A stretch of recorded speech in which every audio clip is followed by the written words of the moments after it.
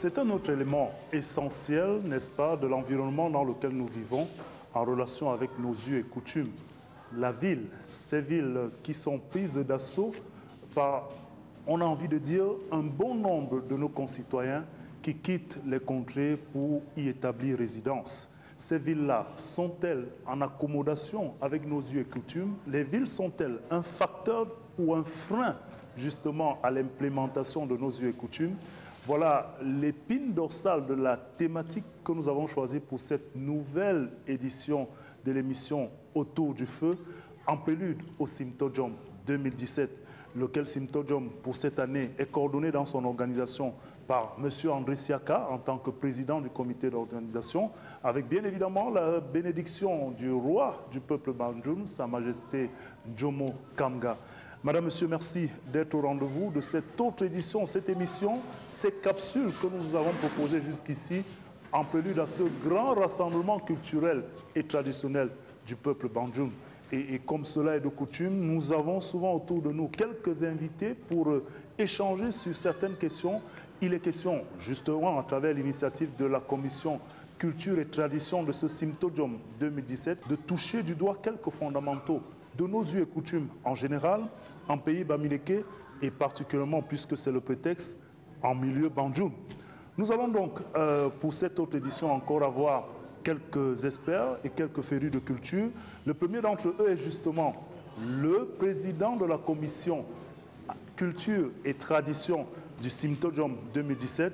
Il s'agit de M. Nono Defomeda, à qui nous disons une fois de plus merci de nous accompagner dans ce challenge. C'est toute l'organisation de Symposium 2017 qui vous remercie. Un autre qui est à nos côtés pour cette ultime capsule que nous allons proposer à nos téléspectateurs au sujet justement de l'environnement de nos villes. Comment est-ce que cet environnement peut impacter positivement ou négativement l'implémentation de nos us et coutumes? Est-ce que cela est en adéquation justement avec nos cultures? C'est le professeur Jean-Paul Bellec qui est avec nous, astrophysicien, mais très impliqué dans des recherches culturelles et notamment dans l'impact positif de nos us et coutumes sur notre intelligence. Merci professeur d'être là. Merci de me recevoir. Voilà, à côté de vous, nous avons bien évidemment Kéops Ndoumbé-Koum, c'est le fils de l'autre, lui aussi comme son géniteur, très engagé dans le combat pour l'édification, mais surtout pour la valorisation de nos us et coutumes. Il est d'ailleurs le communicateur de la Fondation Afrique Avenir. Voilà donc le panel avec lequel nous allons échanger au cours des minutes qui vont suivre sur justement l'environnement citadin et les difficultés plus ou moins perceptibles dans cet environnement qui ne permettent quelquefois pas d'implémenter ou de vivre nos us et coutumes de manière assez aisée. Tout juste derrière cette transition et ensuite nous revenons à nos invités pour l'échange de cette dernière capsule.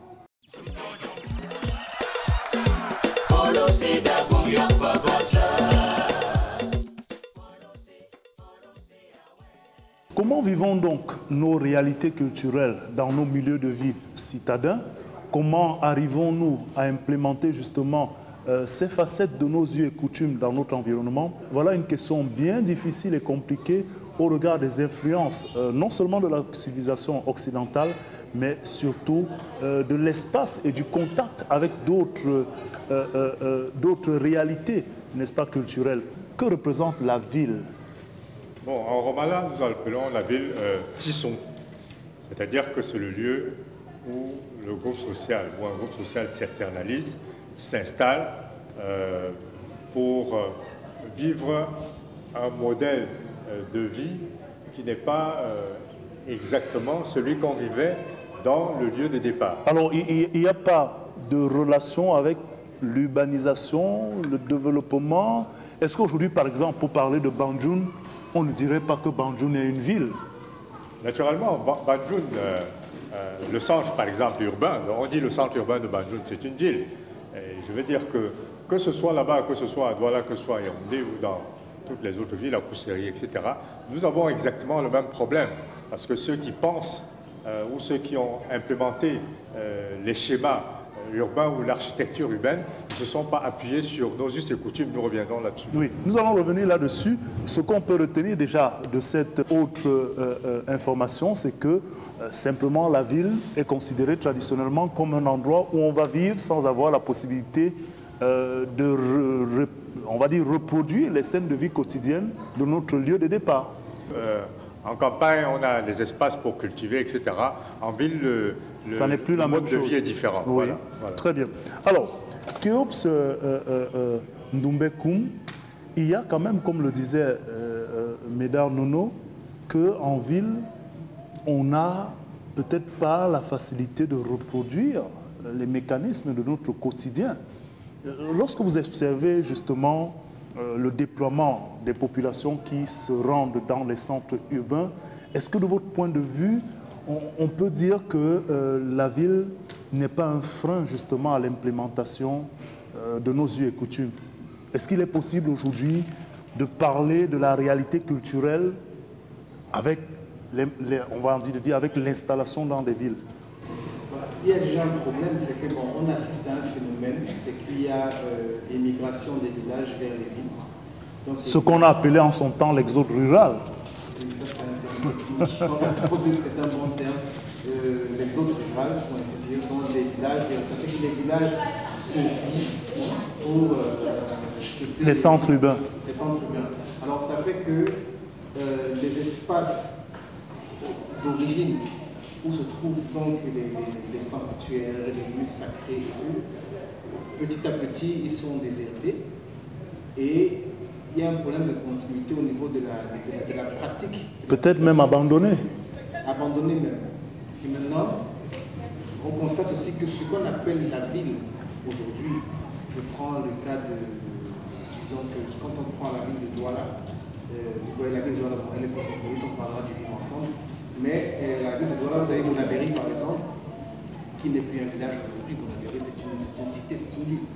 Alors, mais vous voyez que quand on prend des exemples comme Bonabéry, normalement, il devrait encore avoir des lieux sacrés. Nous avions par exemple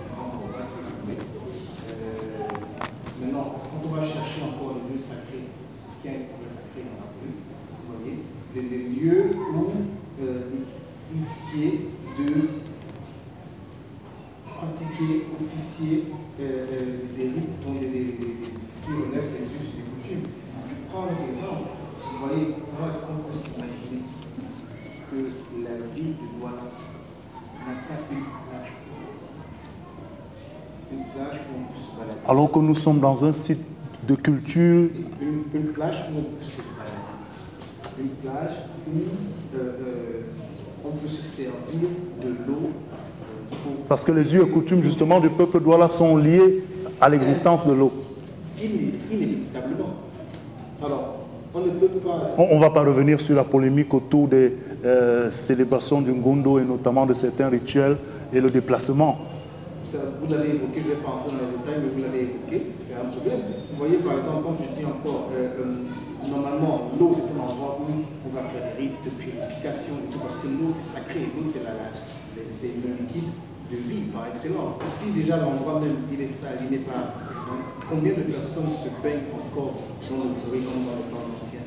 Vous voyez, c'est autant de choses. C'est-à-dire que dans la politique, je ne sais pas, dans la gestion, dans l'administration des biens qui sont relatifs à la culture, à l'histoire, je pense qu'il y a de quoi faire. On peut encore faire mieux. Parce qu'à ce moment-là, il faut qu'on puisse être en mesure de préserver ces espaces-là et de pouvoir vivre ces coutumes. Mais ce n'est plus tellement possible aujourd'hui. Et ça fait que comme ces espaces ne sont plus entretenus dans la ville, quand on fait, par exemple, je prends encore l'exemple de l'arbre, ou l'arbre sur lequel on raconte des contes. Et il y en a.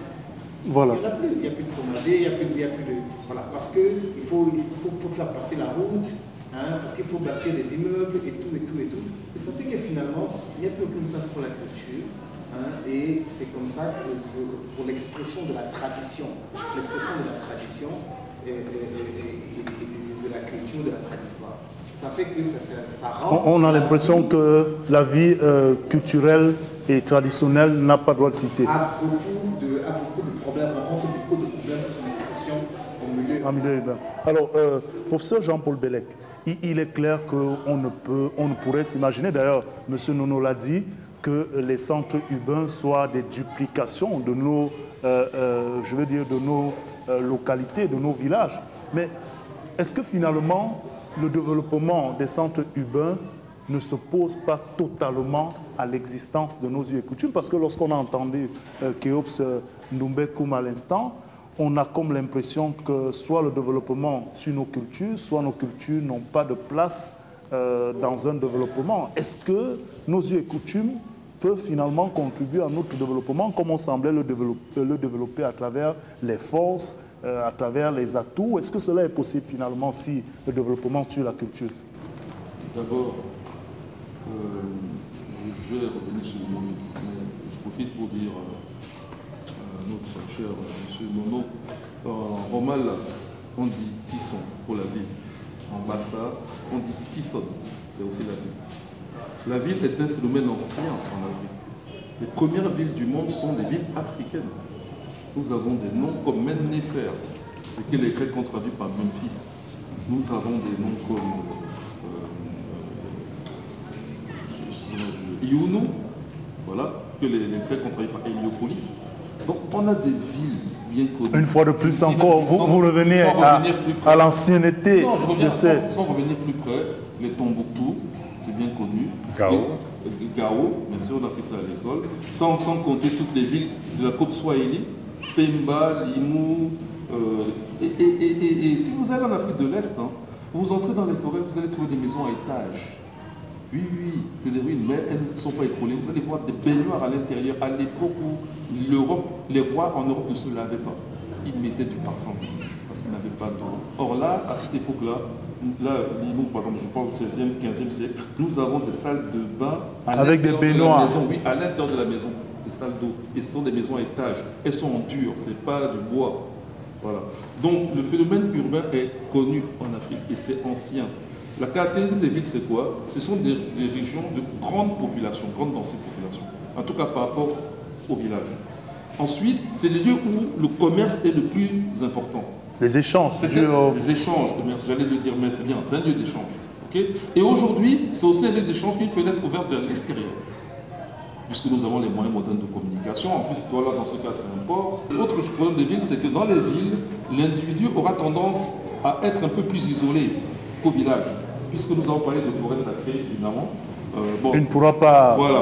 Bon, dans le cas de Douala, malheureusement, l'urbanisation aidant, c'est normal, on coupe les forêts sacrées parce qu'il faut construire. Je ne dis pas que c'est bien, mais c'est l'évolution qu'on constate. Voilà.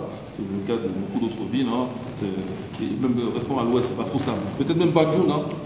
Ah oui, si Banjoun, la population devait augmenter, Banjoun n'est pas à l'abri. C'est le processus habituel des villes. Donc ça veut dire qu'il faut qu'on protège les campagnes. Et en même temps, le problème des villes africaines d'aujourd'hui, dont Douala par exemple, puisque nous sommes à Douala, c'est l'extraversion. Autant nos États subissent une influence extérieure marquée à travers ne serait-ce que l'éducation, les langues officielles, mais autant nos villes aussi sont exposées. Donc il faudrait que les campagnes viennent en appui des villes, d'autant plus de gens aujourd'hui, pour que justement cette influence extérieure ne soit pas nocive. Et que les traditions qui jusque-là pouvaient encore avoir cours en ville se perpétuent. Donc en fait, les campagnes peuvent venir au secours des villes. Au secours des villes. Elles le font déjà au niveau de l'alimentation. Parce que les villes, c'est aussi un lieu de dépendance. Okay, mais il faudrait aussi que sur le plan culturel et traditionnel, voilà, nos campagnes viennent au secours. Maintenant, je sais que comme nous anticipons toujours, dans le cas jusqu'à présent, les communautés organisées, en tout cas, c'est le cas de la communauté Banjoun, il y a une représentation du roi dans une ville. Oui. En tout cas, dans le maximum de villes. Bon, mais ce serait bien que ça soit plus assis et surtout que ce soit généralisé, quel que soit, pas seulement pour Banjoun, mais voilà.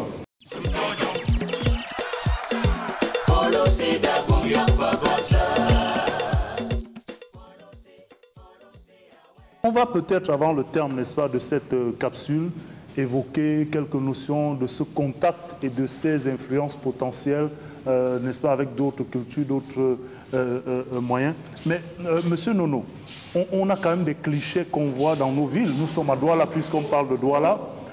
Parfois, vous avez des bâches pour des cérémonies, la plupart du temps, c'est des obsèques et autres. On a véritablement l'impression que nos us et coutumes se cherchent un chemin dans nos villes. On a même l'impression que cela ne fait pas partie de l'agenda du développement de nos villes. Est-ce que finalement on peut s'imaginer implémenter nos us et coutumes? Est-ce que nos villes sont faites pour recevoir aussi nos us et coutumes? En réalité, le problème fondamental est ceci. Déjà, comme l'a dit le professeur Bellec, ce qui est vrai, depuis le XVIe siècle, nous avions les villes, ça c'est clair, nous l'avons dans nos cultures, etc. Mais la conception de cette ville-là, c'est elle qui est différente par rapport à celle que nous avons maintenant. C'est-à-dire que les villes que nous avons maintenant sont conçues par, c'était pensé par le colon, implémenté par le colon, puis ceux qui continuent à soit l'entretenir, à soit la développer, ont été formatés par le colon. C'est-à-dire que nous tous qui avons appris à ces écoles-là, nos frères et sœurs, nos amis qui sont architectes, qui sont ingénieurs, etc., urbanistes, parce qu'ils n'ont pas intégré le canon culturel, c'est-à-dire l'aspect culturel. Dans nos programmes scolaires, il n'y a pas ces aspects-là. Parce que dans nos villes sont conçues ou étaient conçues comment? C'est-à-dire que comme nous l'avons dit dans les précédentes émissions, comme nous sommes un peuple, essentiellement, c'est le groupe social qui prime sur l'individu. Dès que vous dites groupe social, ça veut dire événement. Il y a toujours des événements. Par exemple, pour le cas de Banjul, dans une concession, il y a la maison du propriétaire de la concession, c'est-à-dire que l'homme, la maison des femmes, la descente qu'on appelle le quarto. Ensuite, nous avons le mouillon. Le mouillon, c'est-à-dire quand c'est un grand notable, c'est un espace, tous les quartiers ont un mouillon, c'est-à-dire un espace où quand il y a un événement, on preste là-bas. Tous les domiciles ont ce qu'on appelle un teton, c'est-à-dire c'est la cour, c'est une cour devant la maison. C'est-à-dire qu'il y a ce schéma-là. Et ensuite, au niveau supérieur, au niveau de la chefferie, le mouillon, comme il est plus grand, on l'appelle plutôt le sim, sim, sortir au marché. Les samedis, etc., vous voyez les bâches. Parce que telle communauté a un deuil, on a mis les bâches, on bloque les routes. Si vous avez un ami expatrié avec vous, il va être offusqué parce qu'il va se dire, mais enfin, comment vous bloquez les routes? Ça crée des embouteillages, etc. Vous n'êtes pas civilisés. Ah non, ce n'est pas nous qui ne sommes pas civilisés. C'est les routes qui ne sont pas adaptées à notre mode de vie. Parce qu'en Occident, les routes, c'est pour les voitures, etc. Et c'est pour... il n'y a pas d'événement où vous rencontrez 100 personnes. Les seuls grands événements, c'est les matchs de football. C'est tout. Mais chez nous, il y a des événements tout le temps. Le mariage, la dot, la réception, les moimbas, les tontines. Nous avons des événements tout le temps. Et donc, il faut donc des espaces pour ces événements. Et donc, ce sont nos villes qui ne sont pas adaptées à nous et non nos civilisations qui ne sont pas adaptées aux villes. Il faut que la formation et le curricula scolaire de nos architectes, de nos urbanismes doivent intégrer ces notions-là. C'est-à-dire qu'il faut dans chaque quartier un espace cérémoniel. Nous appelons ça les mouillons, les espaces cérémoniels. Et chaque famille a un espace cérémoniel qui est une cour cérémonielle. Alors, nous allons prendre une petite respiration. Justement, nous parlons des questions de nos villes en relation avec l'implémentation de nos us et coutumes ou de nos habitudes traditionnelles. On va écouter une demoiselle qui, elle, nous dit un poème qui, justement, retrace ses difficultés à revenir vers la tradition ou alors fixe le cap de cet abandon de la tradition, comme disait le professeur Bellec à l'instant. Elle lance plutôt un appel à tous ceux qui sont dans les zones urbaines de ne pas oublier la tradition, de revenir se ressourcer et pourquoi pas de revenir redonner cette flamme à la tradition à travers des visites fréquentes. On va écouter la jeune et puis nous revenons pour terminer avec cette capsule.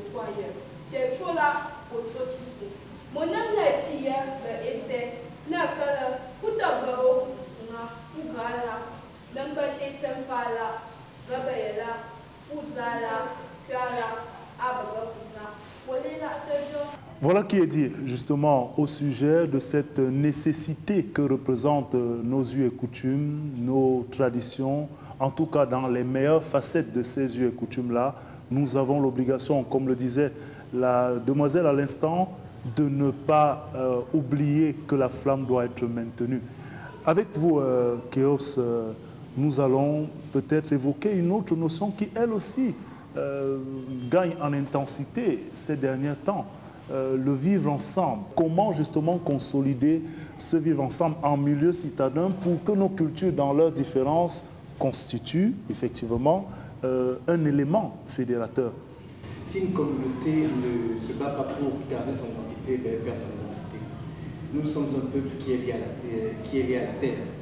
C'est-à-dire que moi, mon ancêtre, où il est enterré, si je vais loin, je vais habiter loin, ben, je n'ai pas cette proximité avec le lieu où ma communauté... Et on revient au cosmos. Or, les Juifs, qu'est-ce qu'ils font? C'est eux qui ont la culture de la, je sais pas comment on dit, cremation, la crémation, comment on dit? L'incinération. Voilà, l'incinération. L'incinération, voilà, ils marchent avec, c'est-à-dire que leurs morts, ils l'ont toujours dans... Nous, ce n'est pas dans notre culture, non, la culture de la terre. Donc, si moi je suis loin, je suis détaché de mon lieu d'origine, il faut que je fasse tout et tout, que je mette des mécanismes en place pour garder justement cette cohésion de la communauté. Le repli identitaire n'est dû qu'au fait que nous ignorons le fait que nous sommes une seule culture. Et je pense que c'est vital.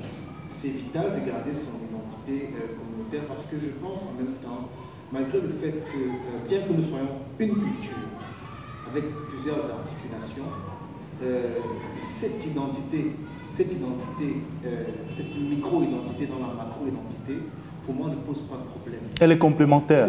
Elle doit être préservée à... Ce sont les micro-identités qui font la supra-identité qui est riche de En fait, chacun doit jouer son rôle en préservant la portion de cette identité collective. Absolument. Et chacun, alors nous sommes tous ça. Pour moi, je ne pense pas au niveau national camerounais. Je pense au niveau africain parce que je suis sûr que beaucoup d'entre nous, si nous voyageons à travers l'Afrique, nous allons trouver des peuples qui sont exactement comme nous, qui, même dans le parler, qui le ressentent même dans le parler, dans la manière de faire, ainsi de suite. Donc il faut qu'on dépasse, ce cantonnement au sein de cette micro-identité communautaire. C'est vital, comme j'ai dit, il faut la préserver, reconnaître les différents points d'ancrage, reconnaître les ressemblances, reconnaître les similitudes, reconnaître les parentés. Et jouer sa partition. Et ça rapproche les peuples et après le vivre ensemble est un détail. C'est comme une lapalissade que d'évoquer cela. Alors, professeur Jean-Paul Bellec, est-ce que finalement la ville peut s'accommoder de nos traditions et comment? Moi je dirais diversité. La diversité. L'expression pour vous est tout à fait. Non, nous avons des populations diverses, quelle que soit la ville. Okay? Mais elles ne sont pas forcément différentes. Dans le cas présent, c'est les mêmes populations. Pourquoi? Parce que la diversité est africaine. Est-ce que les Africains ont peur de la diversité? La diversité est naturelle. Qu'il y ait variation dialectale, qu'il y ait langue, c'est normal en Afrique, même en Égypte ancienne. Tout le monde ne parlait pas la même langue. Il y avait juste toujours une langue correspondant à telle ou telle dynastie. C'est pas tout le monde parlait la même langue. Et qu'il y a l'astuce en écriture hiéroglyphique où on combine à la fois les phonogrammes et les idéogrammes qu'on appelle, pour ceux qui étudient la langue égyptienne, les terminatifs. Ce qui fait donc que même celui qui ne sait pas lire, s'il se focalise sur les idéogrammes, il peut comprendre. Les Chinois ont gardé cette tradition-là. Bon, maintenant, j'aimerais aussi souligner que même deux jumeaux sont pas la même personne. Bah ouais. Et chacun doit cultiver son identité en tant que personne, être vivant. En parenthèse, au Maroc, ils ont annoncé dernièrement qu'ils ont découvert un Homo sapiens sapiens, c'est-à-dire que plus ancien que ce qu'on croyait qui a été découvert en Éthiopie. Et c'est faux, ce n'est pas un Homo sapiens sapiens, c'est un Homo sapiens archaïque. Absolument. Et des Homo sapiens archaïques, il y en a des dizaines, des centaines de squelettes. Des centaines même. Donc c'est une escroquerie intellectuelle que certains ont voulu tenter, mais c'est vraiment la parenthèse. Alors la diversité est biologique en fait. Quand l'homme naît en Afrique, il y a ce qu'on appelle, en anglais on dit bottleneck. En fait, en français, on dit effet goulot. Vous prenez la bouteille a un goulot, donc ça se rétrécit là. Ok, on va la renverser. Eh ben, l'intérieur de la bouteille, ce sont les gènes des êtres humains nés en Afrique. Hors du goulot, ce sont les gènes des êtres humains sortis d'Afrique. Vous savez donc que la plus grande diversité biologique, c'est en Afrique. Monsieur Nono Defo, vous êtes le président de la commission culture et tradition du Symposium 2017. Nous sommes en ville. Est-ce que pour vous aujourd'hui, on peut s'imaginer justement que nos traditions peuvent être vécues dans notre environnement, nonobstant ces questions environnementales, architecturales, ces prévisions qui n'ont pas été faites? Comment donc vivre en tant que bon Bandjoun dans son environnement citadin? Ce qu'il faut, c'est revenir à nos fondamentaux, c'est-à-dire qu'on dit en Romala, bon Bandjoun. C'est-à-dire que nous devons former les jeunes, tels que nous l'avons fait là, dans le cadre de ce festival. Nous devons former les jeunes qui doivent porter le savoir. Ensuite, nous disons Gombamjoum, mais en même temps, nous sommes une société qui privilégie l'âge et ceux qui savent. Contrairement à la société occidentale où, quand vous êtes à la retraite, on vous oublie, etc., on vous rejette. Nous devons donc faire une symbiose entre les détenteurs du savoir fondamental, c'est-à-dire qui sont les anciens, les vieux, et les jeunes. Si nous faisons cela, et nous accompagnons les pouvoirs publics, l'UNESCO viendra nous accompagner pour trouver au milieu de nos connaisseurs ce qu'on appelle des THV, des trésors humains vivants, c'est-à-dire ceux qui détiennent les connaissances culturelles d'un peuple à un niveau extrêmement élevé. Nous n'en avons pas encore ici, il y en a eu au Sénégal avec Doudou Diaye qui était un de mes mentors.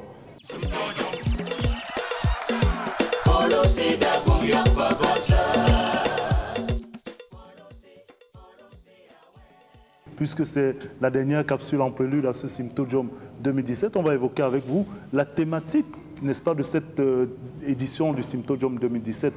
La thématique, c'est revitaliser notre culture à travers les plus jeunes.